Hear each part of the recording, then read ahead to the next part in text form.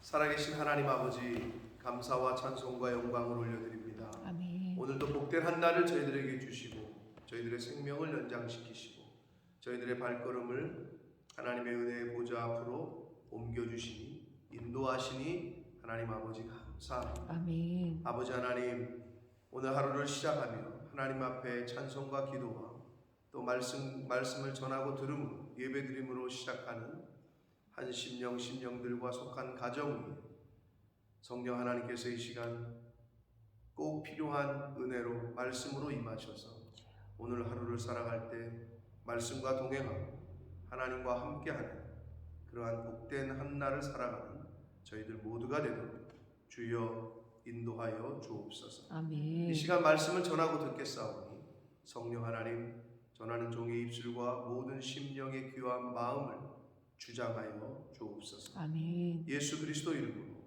축복하며 기도 올려옵나이다. 아멘. 아멘. 자, 남과 북 이스라엘 연합군은 모압과의 전쟁을 선포합니다.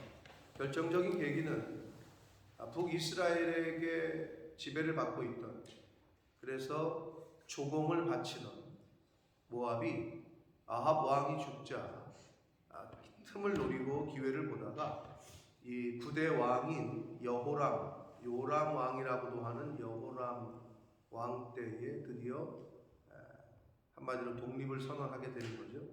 그래서 반란을 일으킵니다. 그래서 이 여호람 왕은 즉각적으로, 왜 경제적인 손실이 컸기 때문에 즉각적으로 그 진압에 나서게 되고, 당시 남유다의 네 번째 왕이었던 여호사밧 왕에게 말 그대로 동맹을 요청을 했고, 이 여호사밧 비교적 북이스라엘의 이 여호람 왕보다는 하나님과의 관계가 잘 되어 있었던, 물론 완벽하진 않았으나 이 여호사밧이 북이스라엘의 왕과 별반 다를 것 없이 그 원군의 요청에 하나님께 기도해 보지도 않고 응하게 되고 전쟁에 참여하게 됩니다. 그러나 얼마 못 가서 물이 없어서 죽을 상황에, 한마디로 양식이 없어서 죽을 상황에 처하게 되자 이 여호람 북이스라엘 왕이 하나님을 원망하기 시작했고, 그 소리를 들은 여호사밧이 정신이 번쩍 들었는지 하나님 여호와께 묻자, 우리가 물을 만한 선지자가 있느냐? 여호람 왕의 신하가 엘리야를 수종들던, 엘리야의 손에 물을 붓던 그 엘리사가 여기 있다. 그래서 엘리사에게 이 세 왕이 찾아가게 됩니다. 자, 그 얘기가 이제 어저께까지의 말씀이었다. 자, 엘리사를 만나러 온 세 왕에게 북이스라엘의 여호람, 남유다의 여호사밧, 에돔 왕이라고는 하지만 한마디로 파견된 섭정 왕이었죠. 총독 개념의. 자, 이 세 사람이 엘리사를 만나러 왔더니 엘리사가 하는 말이 13절입니다. 엘리사가 이스라엘 왕에게 이르되, 이건 부대 왕인 여호람을 말하고 여기서도 역시 이름을 밝히고 있지 않습니다. 내가 당신과 무슨 상관이 있느냐? 이 말은 원문을 그대로 직역하면 당신이 나와 무슨 공통점이 있느냐 이거예요. 원문을 그대로 직역하면 공통점, 즉 나는 하나님을 섬기는데 너는 우상을 섬기지 않냐? 나는 여호와의 유일신을 섬기는데 너는 아니지 않냐? 영적으로 근본적으로 다르다라는 것을 엘리사가 얘기하고 있는 거예요. 무슨 상관이 있냐? 당신의 부친의 선지자들, 바알과 이세벨의 선지자들, 아합 왕과 그리고 이세벨의 모친의 선지자들에게로 그 사람들에게나 가서 물어봐라. 왕의 면전에서 대놓고 얘기합니다. 당신은 나와 아무 상관이 없다. 자, 그 소리를 들은 이스라엘 왕이 화는 못 내고 이런 무례한 놈이 있나, 이게 아니라 지금 자기네가 죽게 생겼으니까 이스라엘 왕이 엘리사에게 이르되 그렇지 않다. 여호와께서 이 세 왕을 불러 모아 모압의 손에 넘기려 하신다. 아주 이때는 여호와야. 자기가 행동할 거 행동 다 하고 판단할 거 판단 다 하시면서 어려움이 닥치고 막히고 죽을 것 같으니까 하나님이 나에게 벌을 줍니다. 하기는 예수 안 믿는 사람들도 어떤 극한 상황에 처하면 하나님이 벌 주나 보다. 아니 하나님을 믿지도 않는데 무슨 하나님이 벌 준다고 얘기를 하는지 모르겠어. 그건 이제 우리나라 사람들의 막연한 신을 대체하는 거죠. 어떤 자기가 들었던 생각하고 있다. 그래서 이제 뭐 부처를 믿는 사람들은 부처님이 노하셨나 보다. 뭐 이렇게 얘기하는 거고. 근데 이제 무속 신앙에 있던 사람들은 그냥 신이 벌 내린다 할 때 그냥 하늘에 있는 신, 하나님이 그냥 벌 주나 보다. 물론 그들이 말하는 것은 하나님 유일신이 아니라 하늘에 있는 신. 그래서 하느님이라고 그러잖아요. 하늘님인데 리을 탈락시켜가지고 하느님이라고 표현을 하는데, 천주교에서 그 천주교 성경을 그렇게 번역하는 이유는 모르겠어요. 유일신 신앙을 배격하는 거라고는 여겨지지 않으나 한국의 무속신앙과 토속신앙, 한국 사람들에게 조금 더 친근하게 접근하기 위해서 그렇게 번역했는지는 모르나 하늘님에서 리을 탈락시켜가지고 하느님이라고 표현을 하고 있다. 물론 보면 유일신 신앙이 확고하진 않은 것 같아요. 종교다원주의를 표방하는 듯한 형태를 띠고 바티칸에서 이제 성명을 발표하는 걸 보면 모든 종교에는 구원이 있다. 이게 종교다원주의인데 이미 그거까지 갔으면 이미 돌아올 수 없는, 우리 쪽에서 볼 때는 돌아올 수 없는 강을 건넜다 이렇게 표현을 하는데, 아무튼간에 이 북이스라엘의 왕이 처음에는 생각지도 않더니 죽을 때가 되니까 어려움이 닥치자 하나님이 노했다. 그리고 하나님이 자기들을 죽이려고 한다. 이렇게 얘기를 지금 하고 있는 겁니다. 그러니까 엘리사 입장에서 볼 때는 진짜 꼴보기도 싫었겠지. 아니 하나님을 믿지도 않는 게 하나님 탓을 하고 앉아있으니, 이거 우리 신앙생활에도 마찬가지예요. 제대로 신앙생활도 안 하고 예배생활도 안 하고 기도생활도 안 하는 사람이 꼭 어려움이 터지면 교회 탓을 하고 하나님을 원망하고, 이게 바로 여호람의 요소라는 거지. 이게 우리에게도 다 있다는 거예요. 철저하게 하나님께 붙어서 하나님께 묻고 하나님이 시키시는 대로 한 게 아니라 자기 뜻대로 다 해놓고 마지막에 가서 안 되면 왜 그때는 하나님을 원망하냐? 자기 탓을 해야지. 이 여호람의 요소가 근데 우리에게도 있다는 거죠. 신앙생활을 하다 보면. 자, 그래서 엘리사가 계속해서 이야기하기를 만군의 여호와께서 살아계심을 두고 맹세하노니 내가 만일 유다의 왕 여호사밧의 얼굴을 보지 않았으면, 한마디로 유다의 왕 여호사밧이 당신 여기 같이 오지 않았으면 나는 당신들 쳐다보지도 않을 거다. 당신을 향하지도 아니하고 보지도 아니했을 거다. 야, 참 쉽지 않은 말을 했어요. 하나님의 선지자니까 이렇잖아요. 이렇게 얘기하는데, 사랑하는 성도 여러분, 성도는 의로운 의분, 공분, 거룩한 분노, 이렇게 표현을 하는데, 그건 있어야 된다, 우리들에게. 그러니까 엘리사는 지금 그 의로운 분을 내고 있는 거예요. 그리고 할 말을 해. 해야 할 말을 안 하고 하지 않아도 될 말을 하는 거. 상황과 때에 맞는 말은 잠언에 뭐라 그래요? 은쟁반에 뭐래요? 옥구슬인가? 금사와 어디에 옥구슬? 그렇게 표현하잖아요. 때에 맞는 말이. 그러니까 해야 될 때는 안 하고 하지 말아야 될 때는 하고. 이게 최악이지. 해야 될 때 하고 하지 말아야 될 때는 안 하고. 이거를 분별하는 게 이제 참 사리에 맞고 때에 맞는 건데, 이 엘리사는 지금 거룩한 분노를 이 왕에게, 이스라엘 왕에게 지금 표현을 하고 있습니다. 그런데 결국은 남유다의 왕 여호사밧으로 인하여 이 엘리사가 하나님의 뜻을 전하게 되는데, 15절 보시면 이제 내게로 검은고 탈 자를 불러오소서 하니라. 검은고 타는 자가 검은고를 탈 때 여호와의 손이 엘리사의 위에 있다. 자, 여기서 검은고는 그냥 현악기를 말해요. 현악기.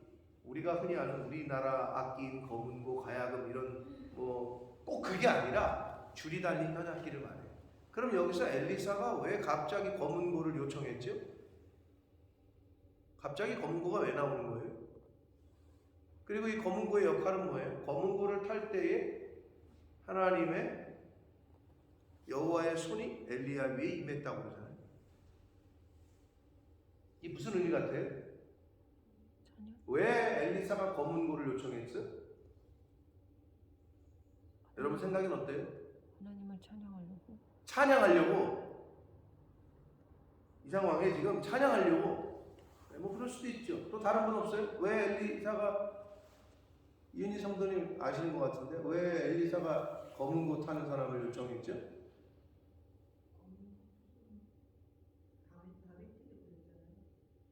뭐 다윗도 수군과 비파 이렇게 뭐 그런 걸 좋아했죠.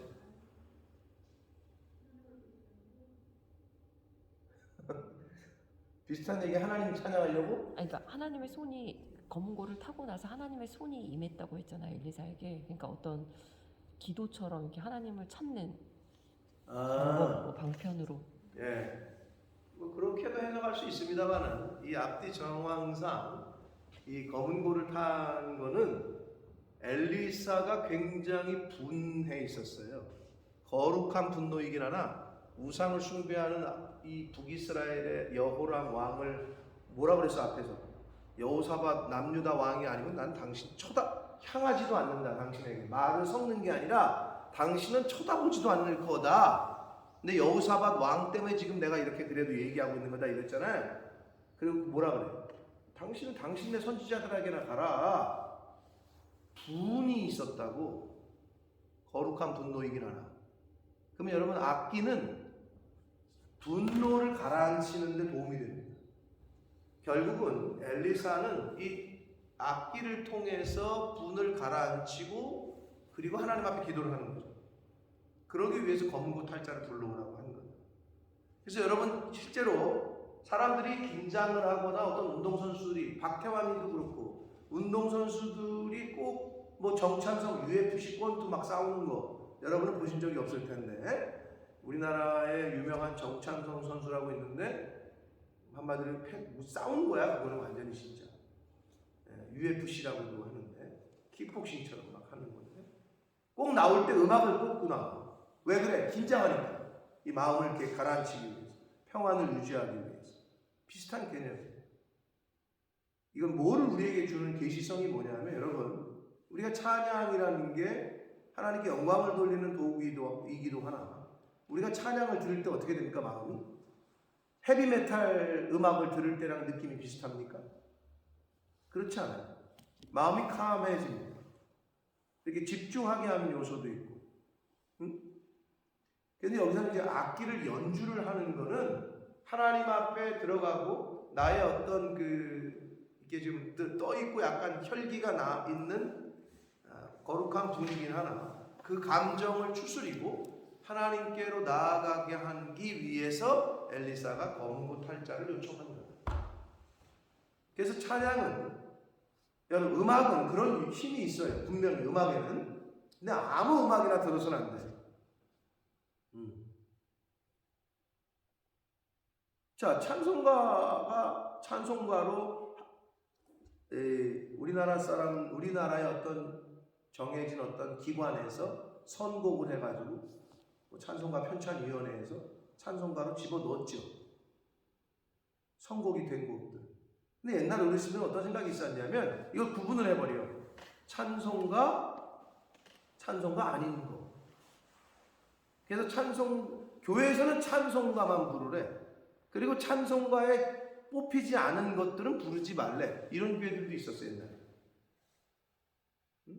참 그게 어떻게 보면 그 기준이 뭔데? 찬송가 편찬위원회들이 뽑은 거는 되는 거고 이건 안 되는 거고. 그럼 그걸 뽑을 때 만들어지지 않았던 곡들은 도대체 뭐야? 그래서 중요한 건 하나님의 기도하면서 그 작곡가가 누구든 간에 하나님께 기도하며 하나님께 영광을 돌리고 자기의 신앙을 고백하고 성령께서 기도하고 쓴 곡들은 말 그대로 우상을 숭배하거나 이런 찬양이 아닌 인간을 숭배하거나 아닌 거라면 다 부를 수 있는 거지 사실은. 근데 물론 때에 맞는 음악과 아닌 것들이 있기는 하지만 그 비트나 박자가 세상 음악과 너무 흡사하다. 그러면 좀 이제 거북한 거지 우리가 볼 때.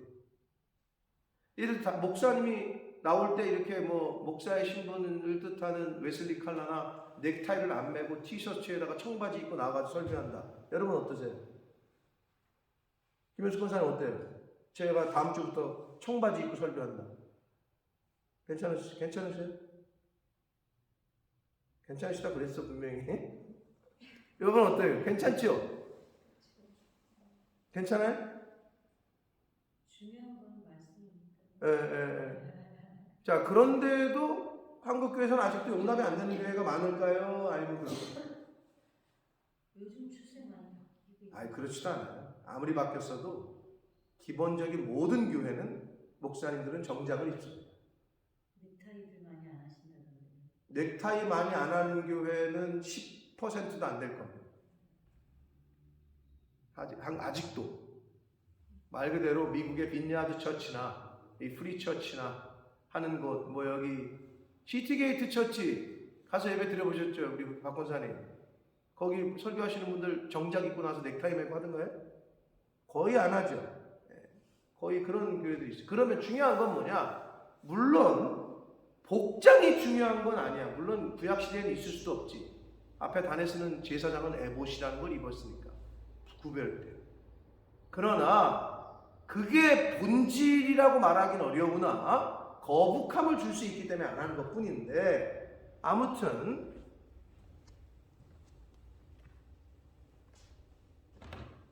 지금 제가 어디 얘기하다가 거기까지 갔지? 검은고 얘기하다가 이 악기 찬송은 그런 힘이 있다는 거예요. 근데 한국 교회에 조금 제가 20대, 30대, 40대, 50대로 오면서 특히 한국 교회에서 이렇게 어르신들이 제가 모시고 있던 분이 북한에서 넘어오신 아주 오래되신 원로 목사님 지금은 돌아가셨지만 교회에서 드럼 못 치겠다니까? 기타 못 하겠다니까? 아마 그런 곳에서 신앙생활 하신 분들이 있는지 제 집사님 지금 들으면 웃기는 얘기죠. 아니 교회에서 왜 영화교회 드럼 치죠? 네, 기타도 치고. 저는 그런 교회에서 전도사 생활을 했어요.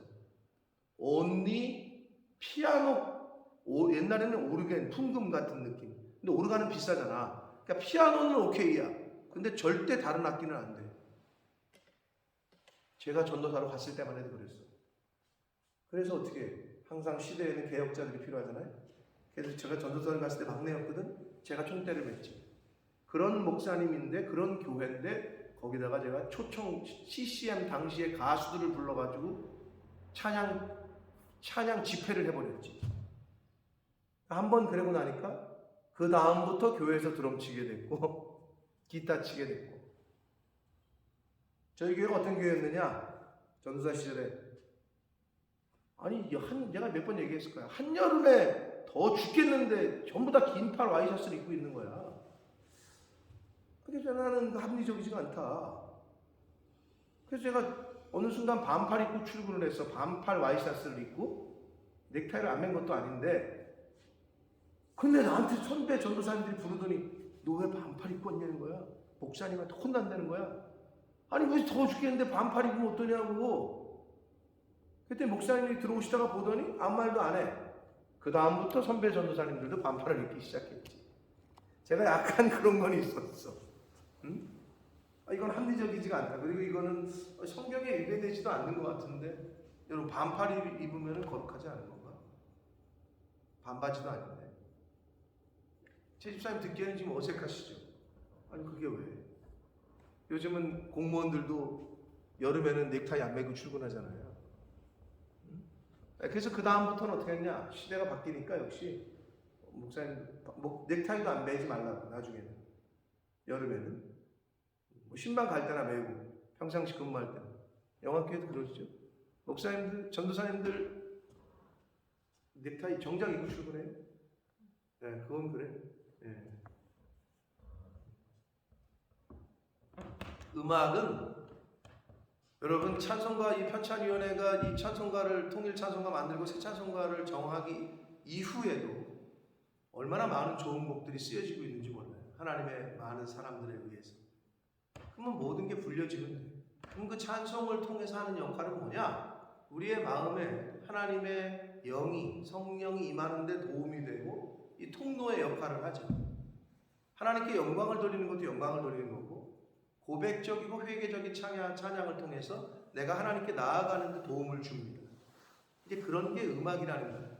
그래서 여기서 검은 고 탈자를 불러왔다는 의미는 지금 약간 상기되어 있는 자신의 하나님께로 바로 가기에는 그렇지 않은 자기의 마음을 다듬고 하나님께로 기도하기 위해서 엘리사는 검은 고를 요청한 거고, 그 검은 고를 타고 기도를 드릴 때에 검은 고 타는 자가 검은 고를 탈 때 그러면 엘리사는 뭐 했겠어? 뒷짐지고 실력이 좋네 뭐 이러고 있었겠어? 그건 아니지. 누가 봐도 그 검은 고를 탈 때 엘리사는 하나님과 대화를 했겠지.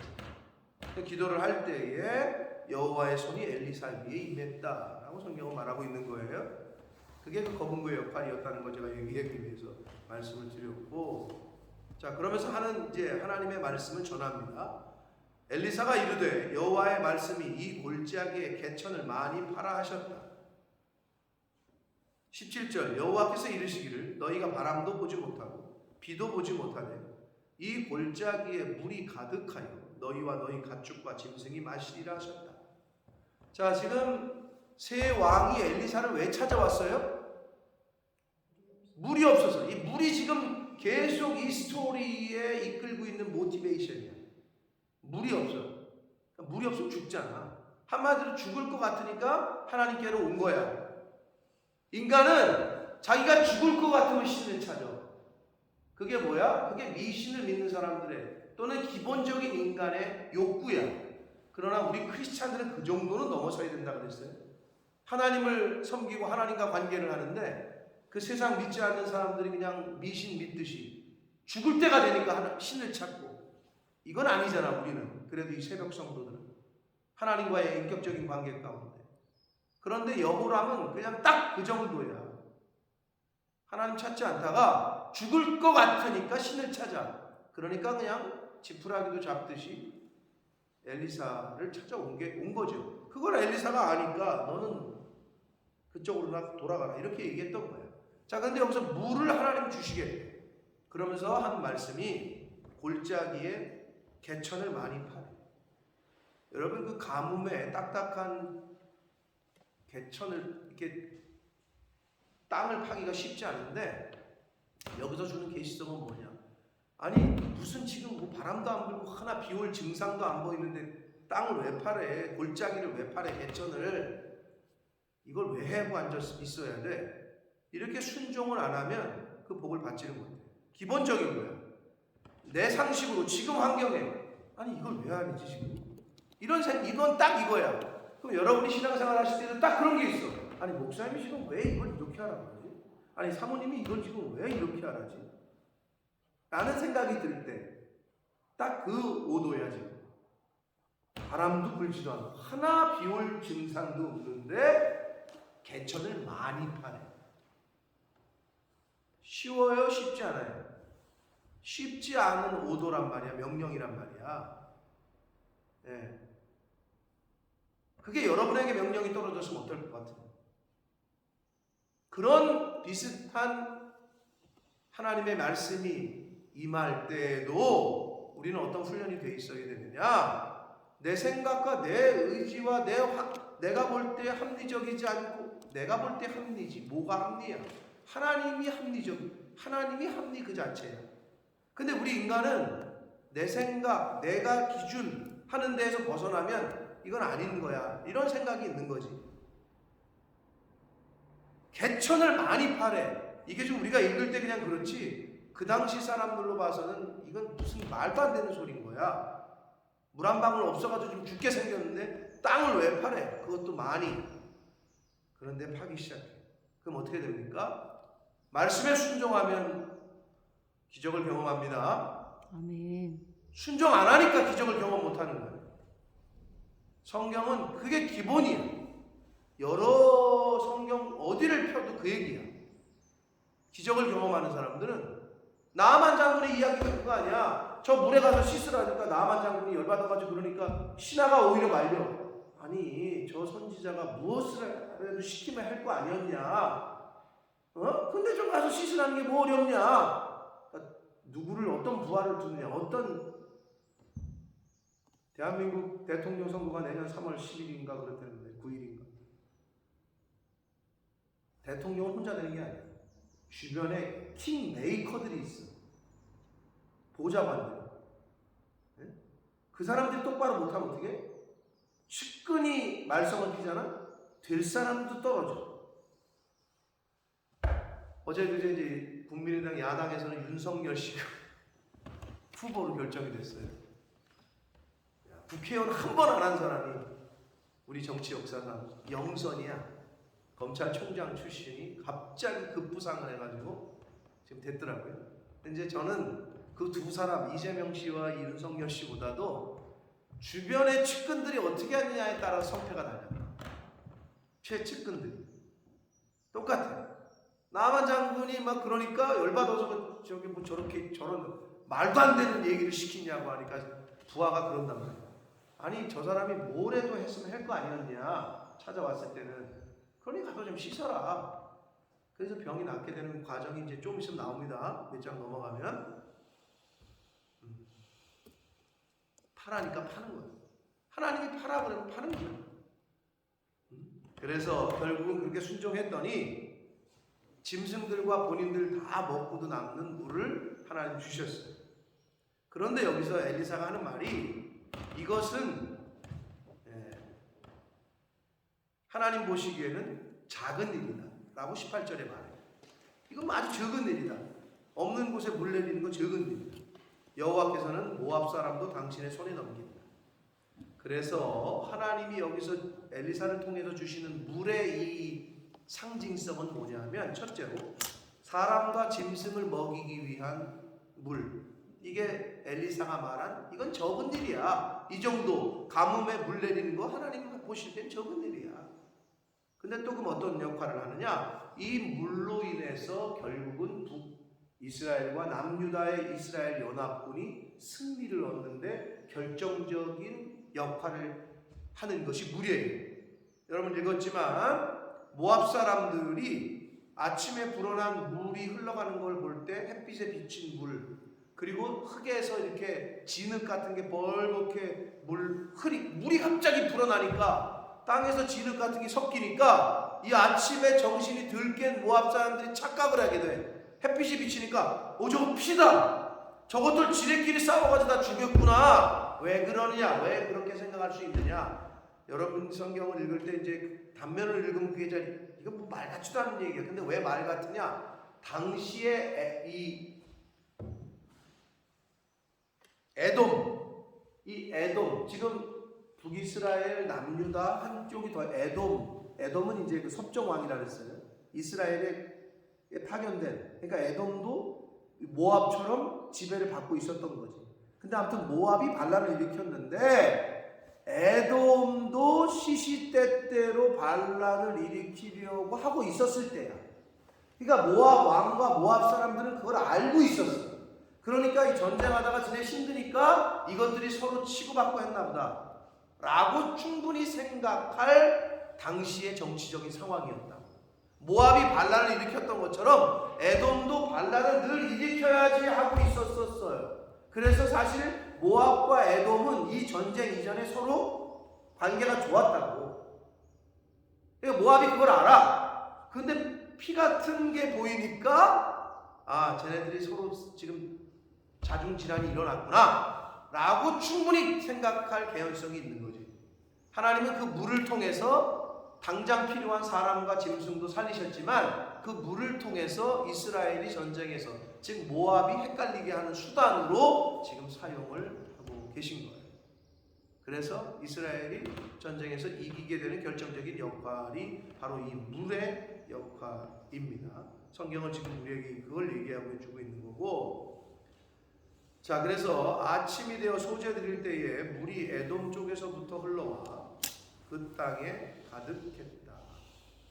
21절 모압의 모든 사람은 왕들이 올라와서 자기를 치려한다 함을 듣고 갑옷을 입고 입을 만한 자로부터 다 이상 뭐의 경계를 서고 있었는데 아침에 모압 사람이 일찍 일어나 정신 들깬 거지. 해가 물에 비침으로 맞은편 물이 붉어 피와 같음을 보고 이르되 이는 피라. 틀림없이 저 왕들이 싸워 서로 죽인 것이다 라고 생각을 하게 됐고, 그래서 이들은 아무 준비도 없이 자 모압 사람들아 이제 저들은 지금 막 서로 죽인 것 같으니까 노력하러 가자, 전쟁을 다 죽이러 가자 이렇게 된 거죠. 그러자 24절 이스라엘 진에 왔더니 이걸 웬걸 기다리고 있던 이스라엘 사람들이 일어나 모압 사람들을 쳐서 그들 앞에서 도망하게 하고 그 지경에 들어가면 모압 사람을 쳤다. 잘못된 아무 준비 없이 쳐들어간 거죠. 그러니까 질 수밖에. 다 물론 하나님의 섭리입니다. 자 25절 그 성읍들을 쳐서 헐고 각기 돌을 던져 모든 좋은 밭에 가득하게 하고 모든 샘을 메우고 모든 좋은 나무를 베고 길하레셋은 당시의 모압의 수도입니다. 돌들은 남기고 물매꾼이 두루다니며 쳤다. 지금 수도 성만 남겨놓고 다 쑥대밭이 됐다는 거예요. 한마디로 26절 모압 왕이 전세가 극렬하여 당하기 어려움을 보고 칼찬 군사 700명을 거느리고 돌파하여 지나서 에돔 왕에게 가보자 하되 가지 못하고. 여러분이 지금 이 얘기를 들을 때 이 부분이 에돔 왕에게 간다? 목사님이 모압과 에돔이 서로 친했다고 했으니까 도움을 요청하러 갔나 보다라고 여겨질 수 있는 한글 번역이죠, 그죠? 근데 그건 아니고요. 가장 지금 전쟁에서 살아남기 위해서 이 모압 왕은 남아있는 군사 700명을 데리고 딱 봐가지고 가장 약해 보이는 쪽을 치러 가는 거예요. 거기를 전선을 뚫으러. 그게 에돔 왕 쪽이었어요. 근데 그걸 번역을 이렇게 해버리니까 에돔 왕에게 가보자 하되 에돔 왕에게 간다는 말이 뭐지라고 헷갈릴 수 있는데 그게 아니다. 가장 약해 보이는 그 부분을 뚫고 지나가려고, 그게 바로 에돔 왕 쪽이었던 거죠. 북이스라엘 쪽도 아니고 남유다 군사가 많은 쪽도 아니고 에돔 사람들이 많은 쪽을 치고자 하되 그렇게 또 못했대. 그러면서 27절 이에 자기 왕위를 이어 왕이 될 만한 마다들을 데려다가 장자를 데려다가 성 위에서 번제를 드렸어. 누가? 모압 왕이. 누구에게? 모압의 신 그모스에게 인신 제사를 드린 거야. 왕이 자기의 마다들, 장자. 하나님이 어떻게 하는 거야? 가장 제일 싫어하시는 거야. 근데 그 일이 벌어졌어. 여기서 중요해. 그 뒤에 이스라엘에게 크게 경노함이 임함에 그들이 떠나 각기 고국으로 돌아갔더라.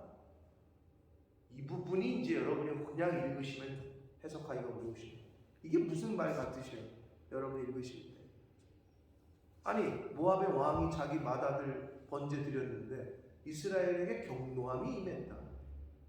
그리고 왠지 좀 화장실 들어갔다가 볼일 다 안 보고 나온 것처럼 각기 고국으로 돌아갔다. 지금 여러분에게 질문을 드립니다. 지금 그럼 이스라엘 연합군이 모압과의 전쟁에서 승리를 했다라는 의미 같아요. 전쟁을 지금 종료한 거예요? 종료하지 않은 거예요? 제가 이렇게 물어보는 거 보니까 왠지 종료하지 않은 듯한 뉘앙스로 물어보시는 것 같죠? 맞아요. 지금 근데 한글 성경을 여러 번 읽으셔도 그런 느낌이야. 근데 여기 아주 중요한 교훈이, 신학적인 의미가 담겨져 있습니다. 자, 이제 저를 보시고 여러분 아무리 읽으셔도 해석이 안 될 거예요. 자, 북이스라엘의 부대 왕 여호람이 왜 모압과의 전쟁을 일으켰어요? 이유가 뭐예요? 어려워요? 조공을 안 맞춰서. 권사님이 앞서서 질문하시네. 저는 반란을 일으켜서요 라고 얘기했을 것 같은데, 그게 다음 스테이지야. 맞아. 반란을 일으켰으니까 이것들 못된 놈들 우리한테 그게 아니야. 실제적인 이유는 들어와야 될 경제적인 수입이 안 들어오는. 여러분, 미국이 왜 이라크 걸프전을 일으켰죠? 테러? 사실은 기름 때문이라고 모든 삼척동자들이 다 얘기합니다. 기름 때문에, 기름을 빼앗기 위해서. 그것처럼 이 북이스라엘이 이 여호람이 왜 모압을 쳤느냐? 저것들이 반란을 일으켰다. 우리 말 안 듣고. 이 차원이 아니라 경제적인 수입이 끊어졌어. 주 수입원이었단 말이야. 경제적인 수입원. 그래서 사실 친 거야. 네? 자, 그게 전쟁의 발단이었다. 근데 그 과정에서 이건 하나님이 허락하신 전쟁이에요? 아니에요? 아니야. 북이스라엘은 말할 것도 없이 하나님이 묻지도 않았어. 근데 남유다의 여호사밧도 올바른 판단을 못하고 인간적인 정략적인 결혼 그런 유대 관계 가운데 그냥 참여를 해. 그래서 죽은 문턱까지 가. 다 죽게 생겼어. 물도 못 먹어. 그런데 하나님이 엘리사를 준비시켜서 물도 주고 짐승도 살려. 그리고 그 물을 통해서 전쟁에서도 이기게끔 하시는 것 같았는데 왠지 마지막이 이상해. 찝찝해. 이게 해석이 잘 안 돼. 그럴 때 이제 가르치는 사람이 필요한 건데, 이게 무슨 얘기냐? 하나님께서는 여기서 굉장히 신학적인 메시지를 우리에게 주고 있는데, 이게 바로 이스라엘이 오늘날로 말하면 하나님을 따르는 자, 모압이 하나님을 따르지 않는 자. 그렇다면 하나님께서는 당연히 하나님을 믿는 자들에게 승리를 주셔야 될 것 같은데, 이 오늘 본문에서 이 이스라엘과 모압과의 전쟁은 그 누구에게도 하나님은 승리를 주지 않았어요.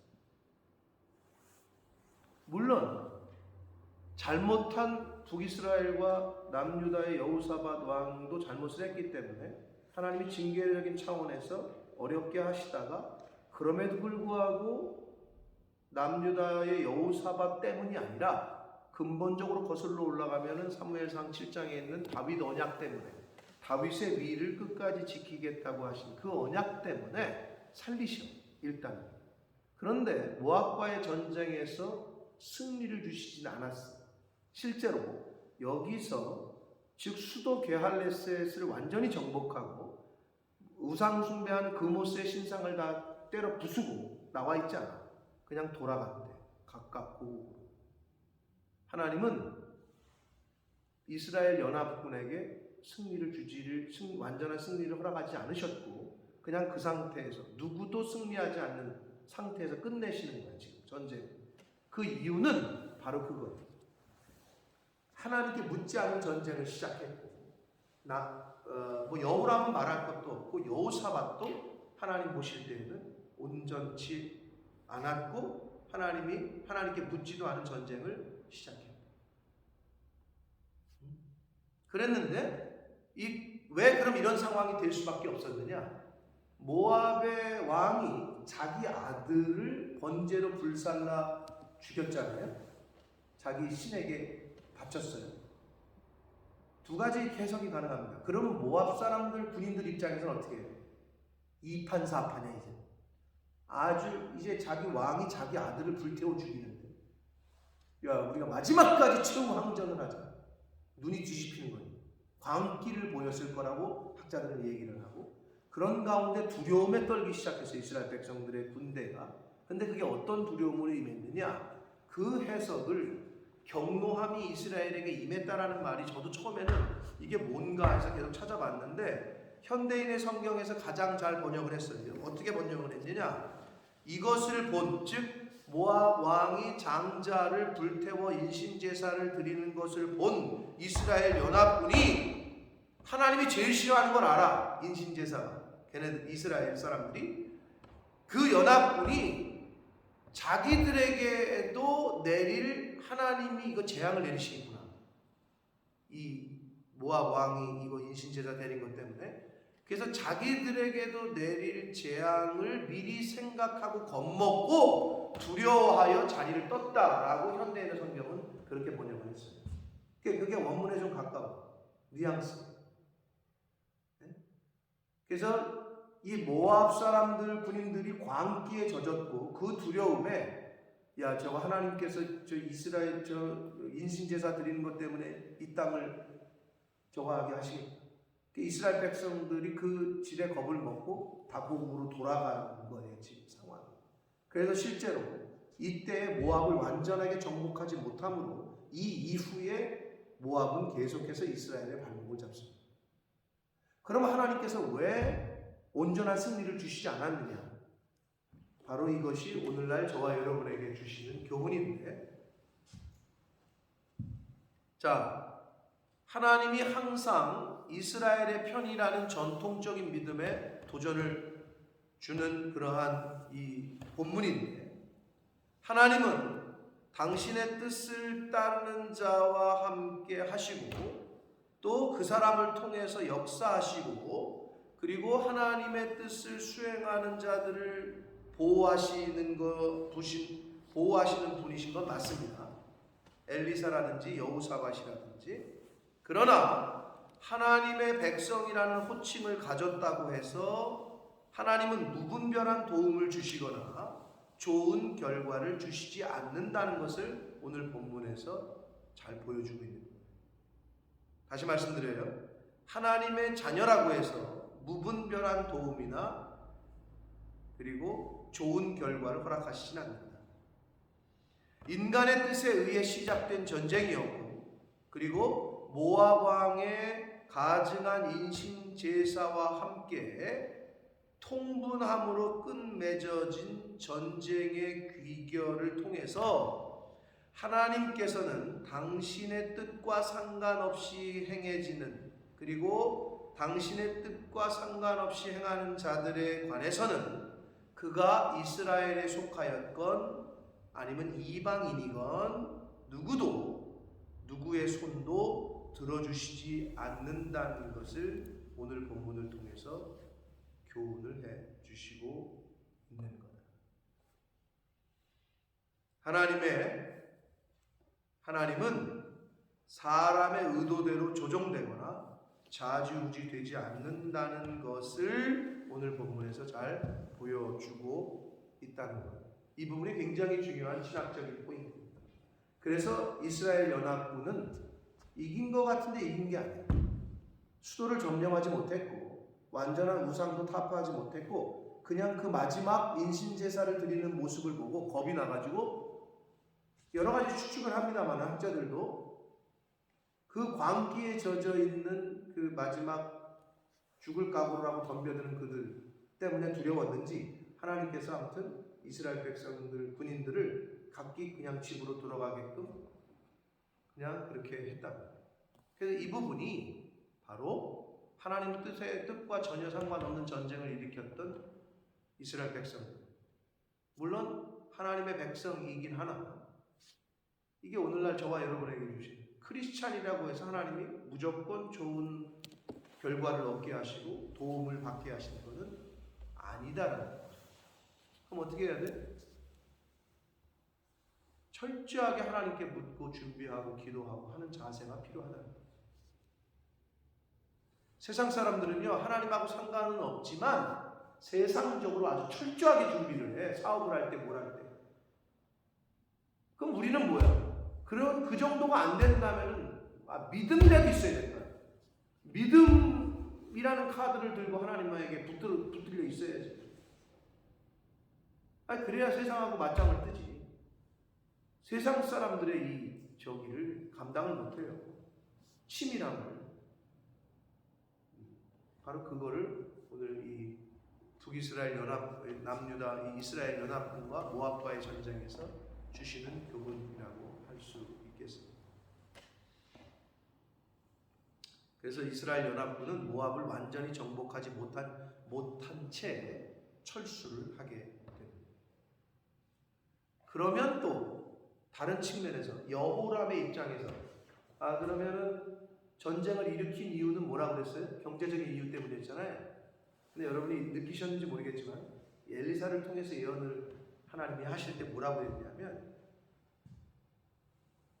견고한 성읍과 모든 아름다운 성읍을 치고 모든 좋은 나무를 베고 모든 샘을 메우고 돌로 모든 좋은 밭을 헐 것이다. 그랬잖아요. 이게 북이스라엘 왕 여호람의 뜻이었을까요? 아니야. 여호람은 이것들 못된 놈들 혼내주고 경제적인 것 노략질하고 착취하고 좋은 밭에서 수확을 다 거두고 이걸 하고 싶었어. 근데 하나님은 여호람의 손을 들어준 것도 아니고 여호사밧의 손을 들어준 것도 아니야. 여호람은 아무런 경제적인 이익을 취하지 못한 채 전쟁을 끝난 거고 여호사밧 입장에서는 그모스라는 영적인 우상 영적 전쟁에서도 완전히 승리하지 못한 채 전쟁을 끝난 거예요. 이게 바로 이 모압과의 전쟁에서 주시는 굉장히 중요한 포인트입니다. 사랑하는 성도 여러분, 저와 여러분이 이 땅에서 신앙생활할 때도 마찬가지입니다. 내가 예수 믿는데 내가 목사고 장로고 권사고 집사인데 당연히 하나님이 나에게 복 주시겠지. 천만의 말씀. 하나님은 공의로우십니다. 하나님 뜻과 전혀 상관없이 진행된 그 모든 일에 대해서는 책임을 하나님께서 그럼에도 불구하고 잘되게 해주셔야지. 그건 억지지. 하나님은 그러실 수가 없는 분이라니까. 고로 잘 준비하되 어떻게? 하나님께 묻고 하나님의 말씀에 토를 달지 말고 순종하고 그것이 저와 여러분이 할 수 있는 가장 최고의 준비입니다. 그럴 때 이 세상에서 하나님이 주신 은혜와 기적을 경험하며 체험하며 살게 되실 줄 믿습니다.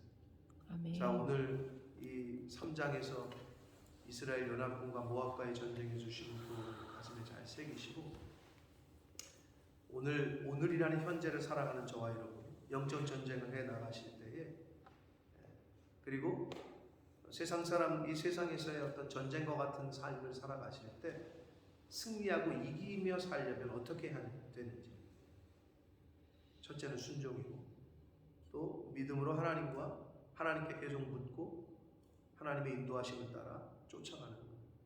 그것이 이 세상에서 승리하는 삶을 사는 저와 여러분의 가장 복된 길이고 빠른 길입니다.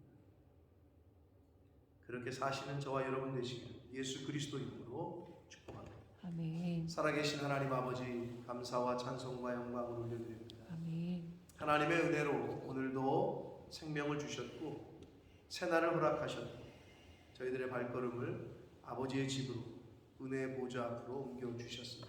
주여. 하나님 감사합니다. 아멘. 내 의지로 나온 것이 아니라 내가 잘나서가 아니라 주여. 하나님의 은혜인 줄 믿습니다. 아멘. 아버지 오늘도 하나님께서 은혜로 새날을 주셨으니 은혜로 생명을 연장시켜 주셨으니 오늘 주신 말씀을 가슴에 새기고 매일매일의 삶 가운데 하나님의 말씀으로 나를 맞추고 하나님의 말씀에 순종하는 그러한 삶을 살게 하셔서 아멘. 하나님이 이끄시는 전쟁은 여호와께 속한 것이다. 아버지 저희들이 이 세상에서 눈에 보이지 않는 영적 전쟁을 하든 눈에 보이는 전쟁과도 같은 삶 가운데 그 전쟁을 하든 하나님께 맡기고 하나님께서 인도하시는 대로 순종하며 따라가는 하나님의 자녀된 십자가 군사된 저희들 되어지도록 주여 은혜 내려 주옵소서. 아멘. 예수 그리스도 이름으로 축복하며 기도 올리옵나이다.